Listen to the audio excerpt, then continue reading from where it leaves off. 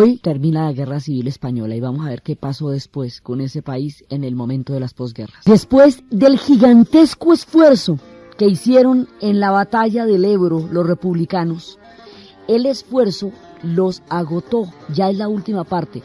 Recordemos que la primera parte de la guerra, los republicanos van resistiendo el levantamiento militar que había tenido lugar el 18 de julio por las tropas de Franco procedentes de las Canarias y procedentes de Marruecos. Entonces, la guerra civil toda es la manera como la República va a ir resistiendo el levantamiento militar, el pronunciamiento. La zona que más resistencia va a tener la zona de la Cataluña, porque es toda la parte de las autonomías que está peleando a favor de la República y que sabe que su existencia casi realmente se estaba jugando ahí. Entonces la Cataluña era el bastión y la idea de la guerra, todo el objetivo de la guerra es desviar Madrid. Madrid es el corazón de la guerra, todas las demás batallas se van a hacer tratando de resguardar Madrid. Entonces se hicieron las batallas de Brunete, de Belchite, de Teruel y la última batalla ya es la última ofensiva victoriosa de la República es la del Ebro, cuando cruzan el Ebro y eso los deja exhaustos. Entonces, en el momento en que la República está exhausta, después de la batalla del Ebro, después de que le hacen una derrota grandísima a las tropas voluntarias italianas, después de ese lugar, en ese momento sucede que el pacto que se había hecho entre españoles de volver el conflicto a un conflicto nacional, que se retiraran las brigadas internacionales que se habían retirado en 1938, a pedido de la República por el pacto que se había hecho con los nacionalistas de peleemos entre españoles, dejemos este conflicto solo entre nosotros. Entonces se van todas las brigadas internacionales. En ese momento la Legión Cóndor intensifica los combates, intensifica el armamento, intensifica las municiones y la Legión Cóndor entra a apoyar mucho más fuertemente a los nacionalistas. Entonces ahí se pierde el equilibrio, eso ya es pelea de toche con guayaba.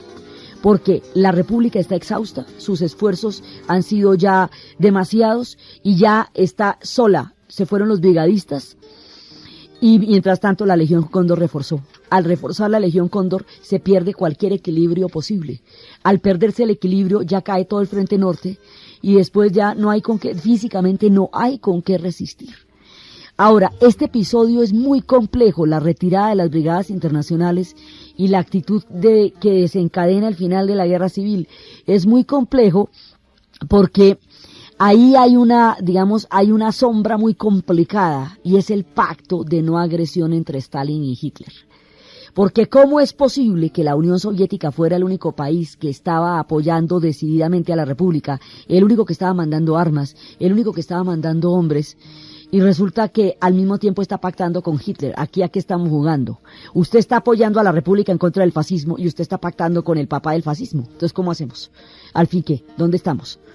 Entonces, queda muy raro que la guerra acabe en el 39, ya al final sea la rendición y que un mes después ya empiece la Segunda Guerra Mundial, el pacto de no agresión y la retirada de las brigadas se hace simultáneamente, casi al mismo tiempo.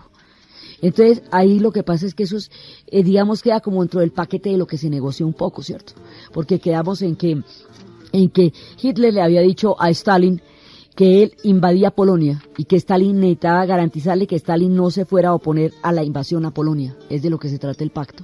Y Stalin le dice que él no se va a oponer a la invasión a Polonia siempre y cuando él tampoco se oponga a la anexión por parte de la Unión Soviética de Lituania, Letonia y Estonia. Entonces ahí cada cual adquiere un mordisco gigantesco de territorio y entre las cositas que pasan en letra menuda es la retirada de las brigadas internacionales y las brigadas internacionales estaban comandadas por los comandantes comunistas que eran los que estaban dirigiendo los frentes, Modesto y todos ellos eran los comandantes comunistas y esas brigadas además habían tenido pues aparte de todo el hálito romántico habían tenido cosas increíbles como que había una brigada Garibaldi que era una brigada voluntaria italiana radical anarquista que estaba peleando a favor de la República y que llamaba a la rendición a los cuerpos voluntarios italianos que estaban peleando del lado de los fascistas para que se rindieran y se unieran a ellos y muchos de ellos, más de 500 se rindieron en algunas ocasiones, así que entre todos los avatares de la guerra civil hubo momentos en que los italianos también estaban peleando entre sí. unos al lado de la República, como la Brigada Garibaldi, y otros al lado de los nacionalistas, como las tropas voluntarias. Italia también se desgarraba en ese momento. Entonces, hubo, digamos, momentos de grandes efervescencias, hubo de todo, hubo desorganización en los frentes, porque esto, además de ser una batalla absolutamente impresionante, también era una recocha, porque con los anarquistas era muy complicado avanzar en la medida en que discutían las condiciones del combate, que eso es lo que no se puede discutir. Pero aparte, digamos, hubo mucha desorganización de la República en términos militares, por la inexperiencia que ellos tenían. Pero aparte de eso, aparte de la desorganización, la retirada de las tropas de las brigadas internacionales los deja completamente solos, peleando contra un enemigo mayor. Se estaban enfrentando al fascismo. En ese momento se estaba conformando el eje Hirohito, Franco, Mussolini y Hitler. O sea, ya en ese momento estaba, digamos, ya no el eje no está todavía montado, pero va para allá. O sea, las tropas de Franco vienen de una orientación falangista. La falange era la que había fundado José Antonio Primo de Rivera. Entonces, la orientación que en el momento en que la guerra termina, eso después va adquiriendo unos matices distintos, tienen los nacionalistas, ideológicamente es fascista. Así como los republicanos estaban metidos en todas las demás tendencias del anarquismo, del comunismo, de las autonomías, los nacionalistas eran políticamente fascistas.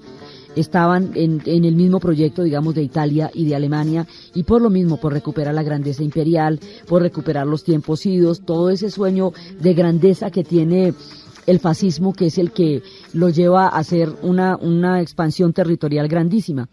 Entonces, en ese momento, por eso, por el eje fascista, por la orientación específicamente falangista, pues fascista de la falange, es que consideran importante desde el punto de vista italiano y desde el punto de vista alemán del partido nazi apoyar a los nacionalistas hasta derrotar a los republicanos.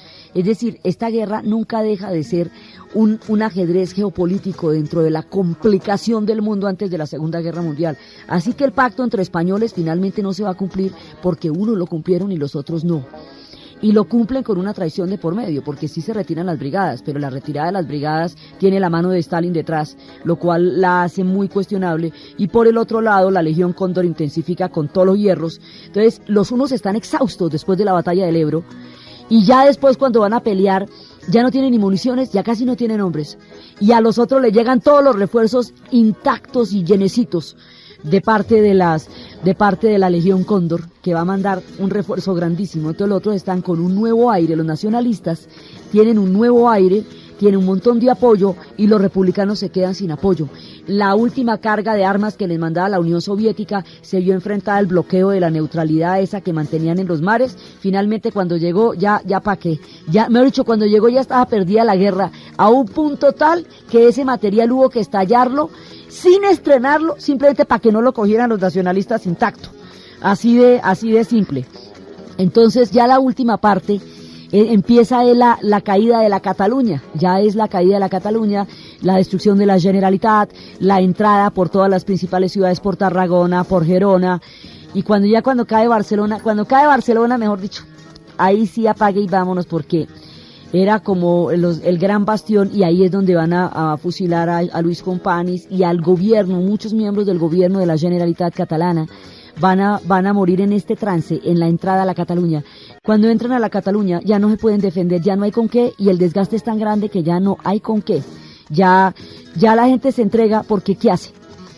Entonces ya en ese momento, cuando se produce eso, hay una desbandada de tales proporciones que empieza el éxodo, que entre el 27 de enero y el 3 de febrero del 39, 500.000 de españoles están cruzando, por la Cataluña están cruzando la frontera para Francia.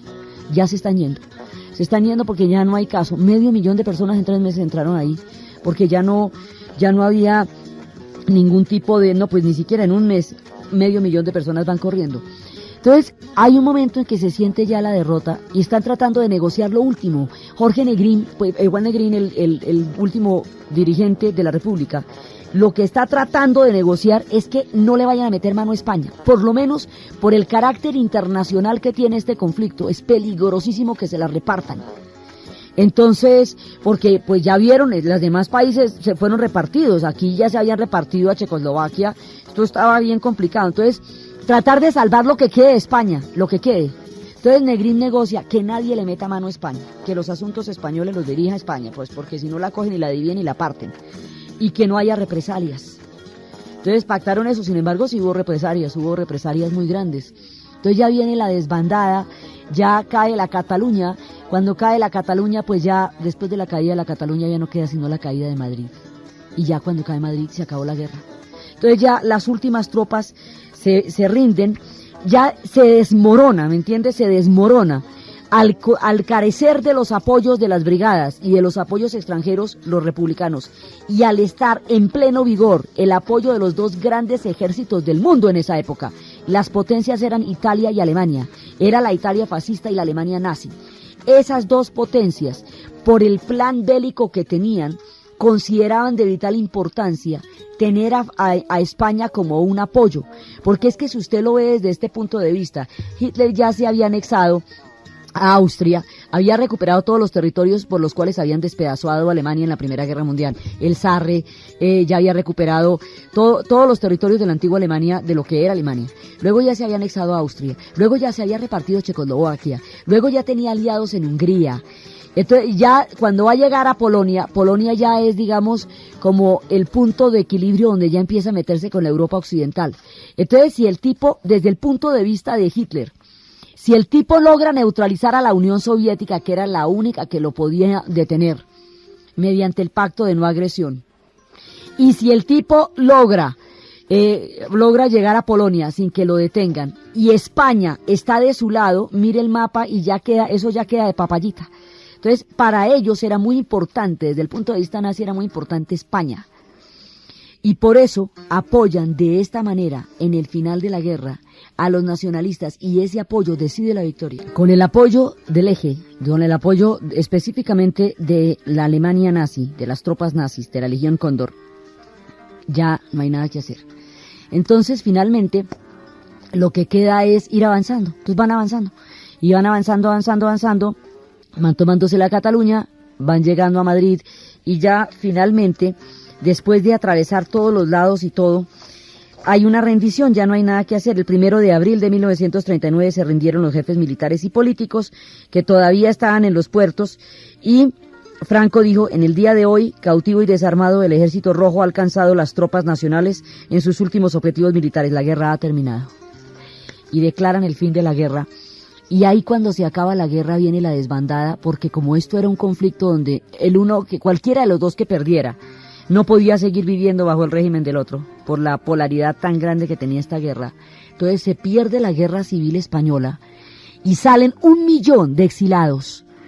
El balance, 1 millón de muertos en 3 años y 1 millón de exilados que se van a todas partes, que se van repartiéndose por todos lados y que van a ir a todos los rincones de la tierra y que van a contar por todas partes el dolor del exilio. Entonces ellos van a magnificar, van a ampliar todas las resonancias de la guerra civil por el exilio tan largo que va a haber en ese momento. Entonces España queda totalmente devastada. Devastada es como era que lo primero que hacen es poner una oficina que se llama Oficina de las Zonas Devastadas, una oficinita de zonas devastadas. Y la otra son créditos blandos para reconstrucción nacional. Se llamaba la otra. Eran las 2 primeras oficinas que hay que montar porque esto queda hecho un área de desastre. Todo lo que se destruye en una guerra, todo hay que volverlo a hacer. Puente por puente, todo lo que se destruye en una guerra. Entonces, entre más se destruye en una guerra, entre más infraestructura se destruya, pues más camello hay, más porque hay que levantar todo, absolutamente todo. Las posguerras son muchas veces tan amargas como la guerra misma, porque la posguerra es el balance de los daños. Entonces la gente, porque usted cuando está en un incendio, con el acelere del incendio y lo que tiene que salvar y todo eso, usted no se da cuenta de lo que está pasando. Pero cuando ya se quema todo y usted vuelve a ver qué fue lo que se quemó, y lo que se quemó fue todo. Entonces ahí sí es que empieza lo que es el balance del dolor. Termina la guerra y al terminar la guerra, en ese momento empieza una situación, primero el hambre. Porque a qué hora se cultivó, no ve que en las guerras no se puede cultivar, porque a qué hora se produjo comida. La guerra suspende todas las actividades de producción de un pueblo. Se come todos los recursos, no solamente los recursos bélicos, sino todo el recurso del trabajo que se podía hacer en tiempos de paz. Pues no puede hacer en tiempos de guerra porque todos los campos eran trincheras. Entonces, ¿a qué horas hubo cultivos ahí? ¿A qué horas hubo nada? Había momenticos cuando la batalla aminoraba que las brigadas internacionales contribuyeron con la población campesina a cultivar, pero eso eran más bien lapsos dentro de un continuo que era la guerra. La guerra estaba en todas partes. Entonces no hay cultivo, no hay cosechas, pierden, pues digamos, la guerra produce un nivel de devastación, por el nivel de devastación, por el nivel de destrucción tan grande que la guerra va a tener, todos perdieron. Militarmente ganaron los nacionalistas por el apoyo de la Legión Cóndor y por la superioridad militar que tenían en ese momento. Pero la guerra la perdieron todos porque España quedó arrasada. España nunca había tenido una guerra de estas dimensiones. Las guerras napoleónicas fueron terribles, fueron absolutamente graves para España y la desarticularon durante mucho tiempo. Pero esto que les pasó entre españoles, tierra por tierra, casa por casa, campo por campo, surco por surco, destruye a toda España. Este conflicto es tan grave que es probablemente la hora más grave de toda la historia española. Nunca se habían visto enfrentados a un peligro de tales proporciones como la guerra civil, porque más grave que una guerra civil casi pues que no hay nada. Entonces, ellos tuvieron, sí, el fracaso histórico del 98, gravísimo. La pérdida del imperio, muy terrible. Muchas cosas graves les pasaron, pero todavía había España, sí, o sea, España sin imperio, bueno. España atrasadita, bueno, pero todavía España. Aquí no queda España, o sea, no hay sujeto, se acaba España. Por eso León Felipe decía, esta España la acabamos entre todos, la matamos todos matamos a España. Y por eso también decía, ¿por qué los españoles hablamos tan alto? Sé que los españoles hablan tan alto porque muchas veces han tenido que gritar. Había un hombre que gritaba justicia, decía que había 3 gritos que había por los cuales los españoles hablaban tan alto. Que había un grito que era tierra, que tenía que oírse en todos los confines del planeta, porque España había visto la tierra cuando descubrió América. Que había otro grito que era un hombre gritando justicia y era el Quijote, y su grito tenía que retumbar por toda la tierra. Y había un tercer grito que era que ahí viene el lobo, y nadie se lo creyó y el lobo llegó. Y que por eso los españoles hablan tan alto. Entonces, en este momento, León Felipe hace también los balances, y si esto, todos acabamos este país, pues. O sea, unos perdieron, otros ganaron, pero toda España perdió. Una guerra la pierde todo el mundo, por el solo hecho de librarla, la pierde todo el mundo. Y España la perdió toda, España perdió todo. España se desangró, se acabó y se mató. Y a ver, ¿y qué pasó con eso? Se mataron todos. Entonces, todas las intolerancias, todos los fanatismos, todas las exclusiones, todos los discursos más abigarrados, que si no es a mi manera no es posible la vida, que solo mi ideal es posible para todos y que el ideal del otro no es ni siquiera considerable. Esa dinámica del exterminio, el creer que bajo la posición del otro, bajo el pensamiento del otro o bajo la idea del otro no se puede vivir y que la única solución para eso es el exterminio, los llevó a esto, a la devastación de España. Esta es la hora más oscura, más triste y más terrible de cuantas ha vivido un país de más de 1500 años de historia, como es España. Hoy por hoy son un pueblo superado. Los odios y las venganzas ya han sido superadas. Hoy por hoy son un país viable y la historia la contamos desde un futuro prometedor que sí llegó. Pero aquí, en el momento del relato, España atraviesa la hora de las sombras. Y en la hora de las sombras España está devastada, totalmente devastada. Entonces, aquí además esta devastación tiene otra característica que es sumamente complicada, la venganza. Los odios se mantienen vivos. Y como es una guerra civil, los odios son con los vecinos, y con el señor del pan, y con el señor de la leche, y el de la tienda, y con el peluquero. Una guerra civil divide a las personas por entre los barrios, la comadre, el compadre, el amigo, el hermano, la novia y el esposo, quedan en uno o en otro bando. Y hay que seguirlos saludando todos los días, porque no es que todo el mundo sigue viviendo ahí. y hay que seguir viviendo con este odio. Eso es una cosa terrible. Entonces sube Franco, ya en ese momento toma el poder, ya está, desde antes estaba decidido que él iba a liderar a los nacionalistas cuando se tomaran el poder. Entonces se toman el poder, él entra a liderar y le toca primero que todo la reconstrucción. Entonces primero que todo le toca la oficina de zonas devastadas. Entonces hay una primera etapa que es de venganza, que son las ejecuciones. Y empiezan las ejecuciones y las cifras varían de 200.000 a 90.000, pero ahí todo es un horror. Mucha gente va a ser fusilada. Aquí empiezan los fusilamientos a todo el pueblo vasco, al pueblo catalán.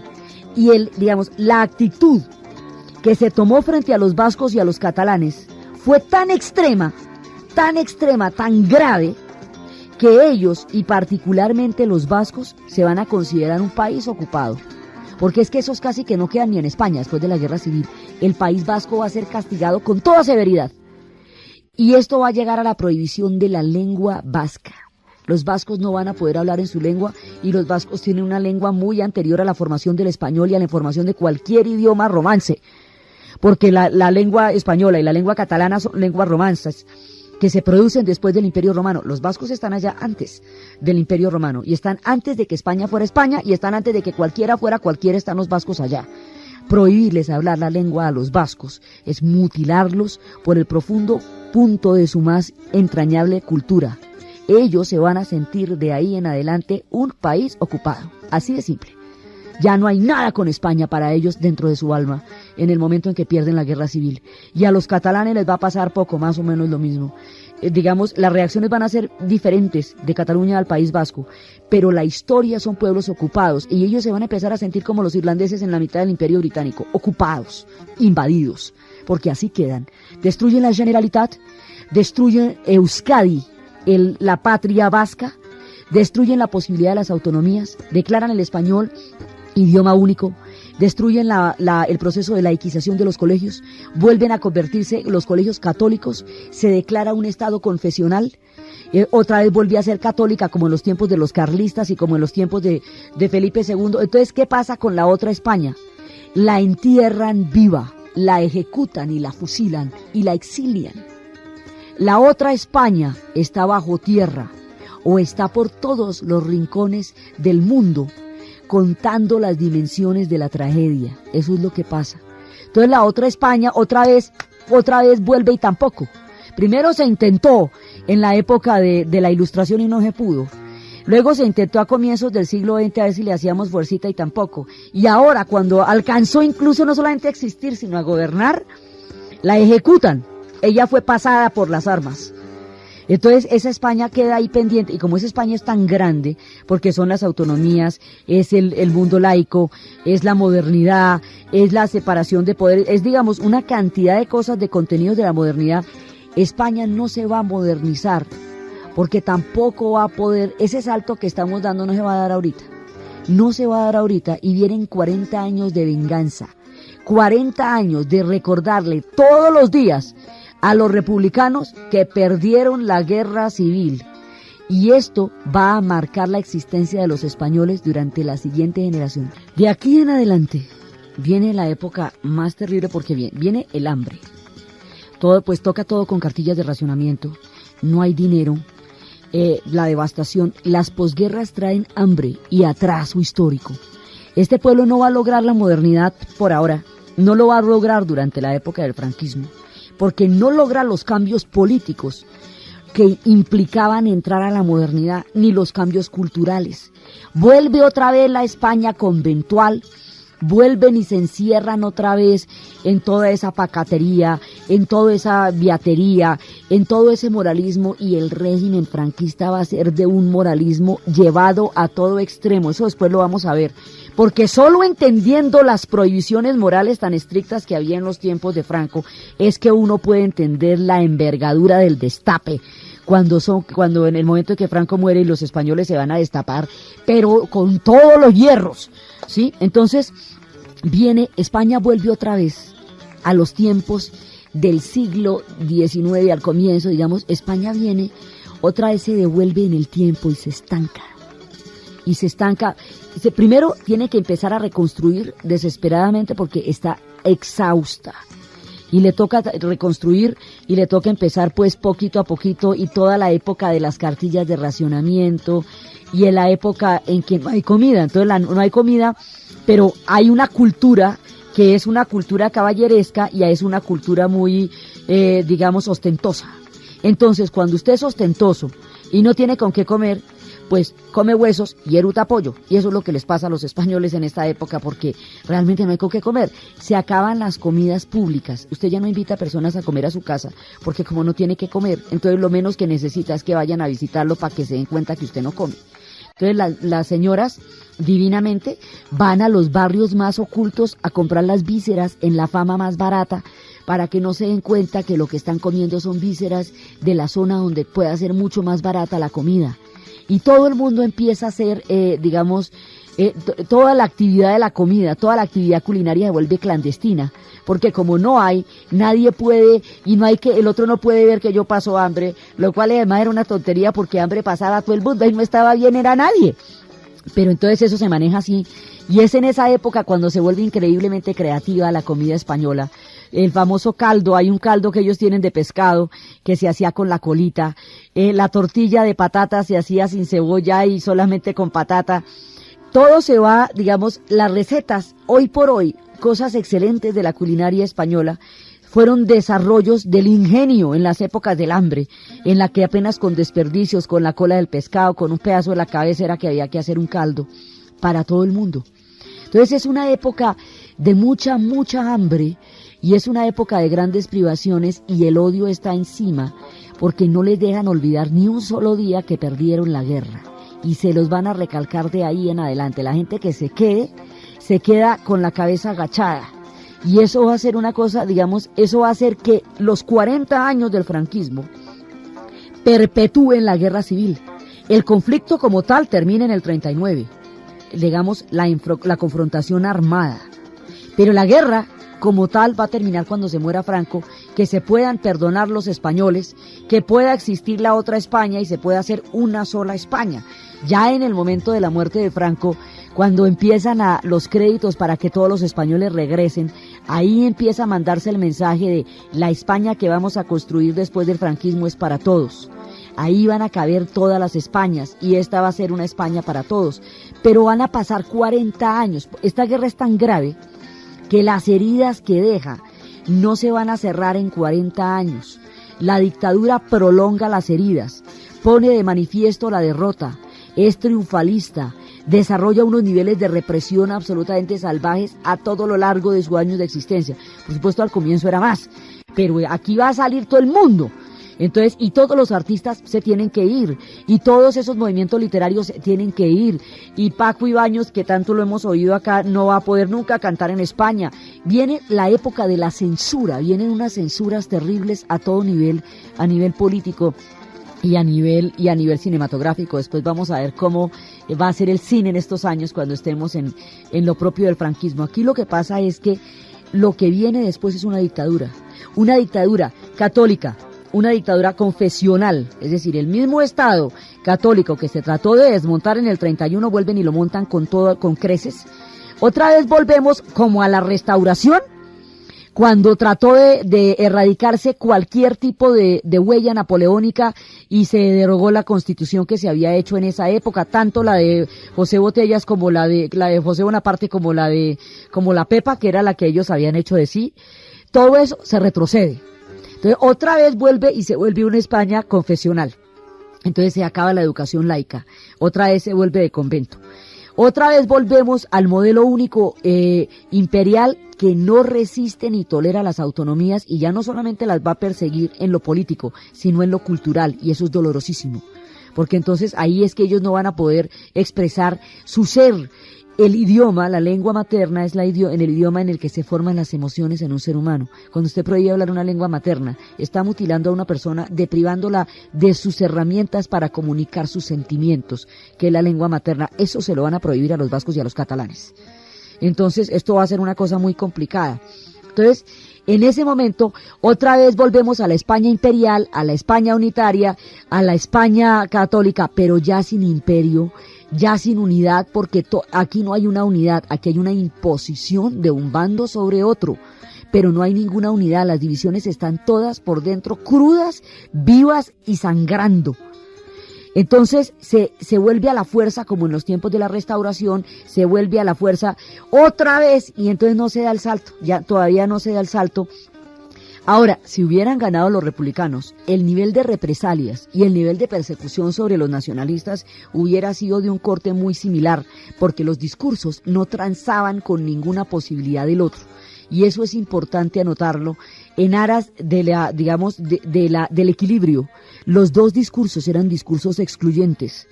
Ninguno de los dos le hubiera perdonado al otro la victoria, cualquiera que hubiera sido el resultado distinto del que fue. Pero fue como fue, ganaron los nacionalistas.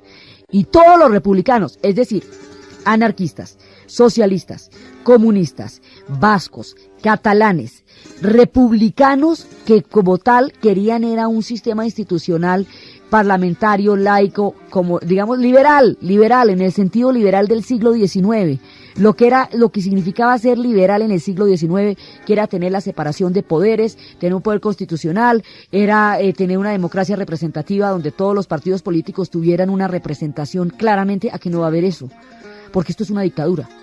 Entonces, esto ya no va a tener las características del Estado moderno durante la era de Franco, porque es una dictadura.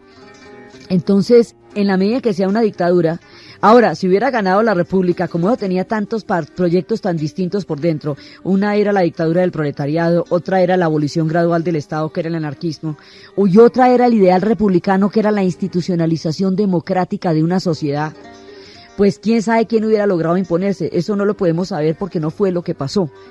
Pero el asunto es que nada de lo que la República va a querer o va a luchar va a ser posible durante la era de Franco. No va a ser posible nada, las instituciones, la separación de poderes y todo eso, nada. Esto se va a volver un Estado totalmente militarista durante mucho tiempo, y la Guardia Civil y los tricornios y todos estos van a estar vigilando a todo el mundo durante 40 años. Y el nivel de censura va a ser cotidiano, y usted no puede andar hablando de nada de lo que usted está pensando en ninguna parte. Y así se van a acostumbrar a vivir. Y mientras eso pasa, y porque no llegan a la modernidad, y porque luego se devuelven en la historia a los tiempos de la Restauración, pero ya sin plata ninguna, se atrasan y quedan ahí suspendidos en el tiempo, mientras primero Europa entra en la Segunda Guerra Mundial. Entonces la devastación que España sufriría, ahora la conocerá Europa. Los experimentos que sobre el pueblo vasco se harían, ahora los conocería Europa. Y España, ¿qué hace frente a la Segunda Guerra Mundial? España tiene una actitud ambigua, porque por un lado España es fascista. Entonces, en esa medida, pues Franco estaría con Mussolini y con Hitler.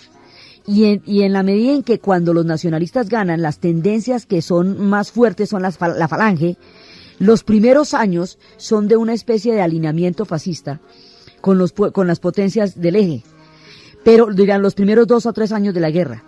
Pero luego, cuando el bando de los aliados empieza, cuando el equilibrio de la Segunda Guerra Mundial empieza a favorecer a los aliados, los 2 primeros años de la Segunda Guerra Mundial, Alemania va ganando indiscutiblemente, los nazis van ganando en todas partes, porque es la época de la guerra relámpago, y ellos estaban perfectamente preparados para eso porque era su proyecto. Entonces, en ese momento, la parte de la falange que compone al gobierno nacionalista español es la que va a primar. Pero luego, cuando los aliados empiezan a ganar, cuando empiezan a hacer retroceder a los nazis y cuando la guerra va cambiando el curso de los acontecimientos, tendencias aliadas dentro de los nacionalistas van a empezar a imponerse poco a poco. Y esta división, digamos, el no estar totalmente de acuerdo sobre a quién van a apoyar en la guerra, hacen que España sea neutral durante la Segunda Guerra Mundial. Neutral entre comillas, pero neutral. Ella no se mete en la Segunda Guerra Mundial, primero porque es que no tiene con qué, o sea, no hay sujeto, ahí no hay con qué meterse. Y segundo porque no hay tampoco unanimidad de criterios sobre a quién apoyar. En un principio hay una tendencia proclive a los estados fascistas porque esa era la tendencia ideológica de la falange. Pero a medida que los aliados vayan ganando, entonces España se va haciendo más bien del lado de los aliados y tiene ahí una posición, digamos, endeble. Y después, cuando el fascismo vaya a ser derrotado y el nazismo van a ser derrotados en la Segunda Guerra Mundial y ganen los aliados, ese pasado fascista de España juega en su contra, porque no les va a resultar simpática que España haya apoyado al eje, aunque haya sido, cualquiera que haya sido la fase, apoyó al eje. Entonces eso, España va a ser fascista cuando el fascismo ya no se usa. Por eso lo van a llamar el fascismo perezoso, porque esto ya es de opereta. La historia se repite una vez como tragedia y otra vez como comedia. Entonces este fascismo es ya una parodia de lo que era el fascismo como tal. Y eso va a jugar en contra de España porque el mundo va a ser de los aliados. Entonces ahí hay una coyuntura en la cual España, como quedó fascista, digamos, con ese velo fascista, no va a quedar incluida en el plan Marshall, porque pues era en términos prácticos del otro lado. Entonces hay una película que se llama Bienvenido Mr. Marshall, y son los españoles esperando a que llegue el plan Marshall a España, devastados porque durante la Segunda Guerra Mundial ellos siguen fregadísimos, tratando de reconstruir. Son años de hambre. Entonces están esperando el plan Marshall a ver si pegada a la reconstrucción de Europa hay apoyo para la reconstrucción de España. Y resulta que no hay apoyo para la reconstrucción de España porque no la cuentan a la hora de repartir el plan Marshall. No la cuentan a ella ni tampoco van a contar a la pobre Albania, que ni la ven. A ella también la invadieron, pero ni la ven. Entonces los españoles se quedan mirando un chispero, como aparece Mr. Marshall, se para por allá y se va. Y chao, Mr. Marshall, y chao. Y no hubo plan Marshall para España. Y siguen con el hambre. A esa generación le tocó el hambre. Porque estos proyectos se resuelven en el tiempo, pero las generaciones que están mientras se resuelven llevan del bulto. Entonces a esta gente le tocó el hambre. La gente que nace en los años de la guerra civil va a conocer el hambre. Y va a conocer la devastación y la desesperanza. Y muchos sueños se van a ver frustrados para las personas que vivieron las posguerras, porque sencillamente los sueños no son posibles en una posguerra mientras se recupera toda la devastación. La idea es que los pueblos nunca tengan que llegar a esto. La idea es que los pueblos no tengan que acabarse en sus confrontaciones para poder llegar a tener una idea de cómo convivir como nacionalidades y como países. Porque los precios que se pagan por estos conflictos los pagan por lo menos 2 o 3 generaciones que quedan sacrificadas.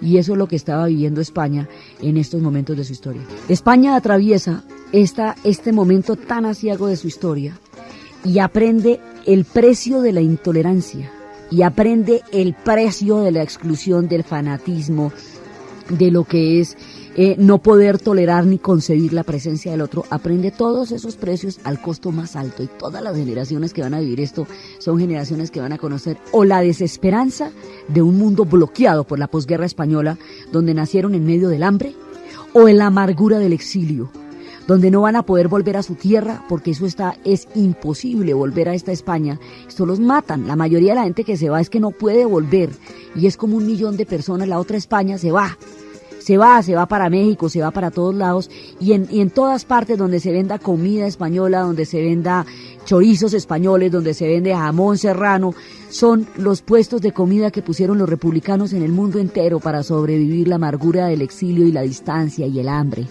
Y todo el mundo ha visto, en todas partes hay, en cada casa y en cada esquina de quienes escuchan este relato, hay un sitio que pusieron los republicanos cuando tuvieron que salir de España.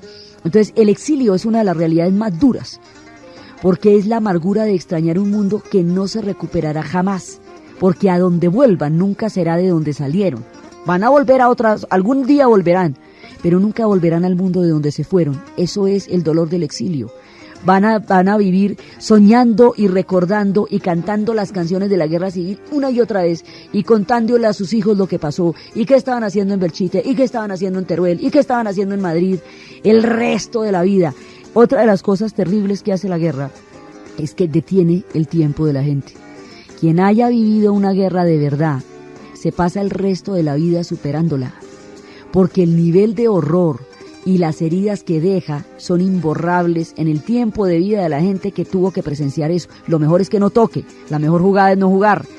Entonces, resulta que los republicanos van a quedar detenidos en el tiempo. Su reloj se paró en el 39, su reloj se paró en Cataluña, en Madrid, en Tarragona, y van a pasar el resto de la vida contándole a sus hijos y luego a sus nietos, porque pasaron 2 generaciones en el exilio, qué fue lo que pasó, dónde estaban, y rememorando una y otra vez desde la distorsión que produce el exilio, desde la distorsión que produce la tristeza y el olvido de los hechos reales, y se van imaginando, y esto va construyendo un imaginario que el mundo va a conocer a través de tanta gente que tuvo que salir de España, sobre cómo era esa España que estaban luchando, y esto se va a volver cada vez más idealizado, cada vez más romántico, cada vez más mítico, y las cosas reales que pasaron, sus errores, sus diferencias, sus barbaridades, sus atrocidades, todo eso se va a ir borrando con el tiempo.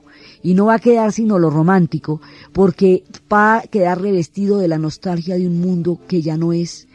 Y los mundos desaparecidos son siempre nostálgicos, son siempre románticos y son siempre ideales, porque no se pueden confrontar con ninguna realidad, como la memoria de un muerto que cada vez se hace más entrañable y más querida y más dulce, porque no está él para embarrarla como la embarraba cuando estaba vivo. Lo mismo va a pasar con la República. Entonces todo esto va a contribuir a que el mito de la República se vaya a prolongar durante toda la era de Franco, porque hay una España entera repartida por el mundo recordando cada día que existe todavía la intención de crear otra España, y que eso no se va a poder mientras Franco viva, pero que la idea de crear otra España existe en cada uno de los republicanos que ha vivido todos esos días y esas noches fuera de su tierra en 40 años de exilio.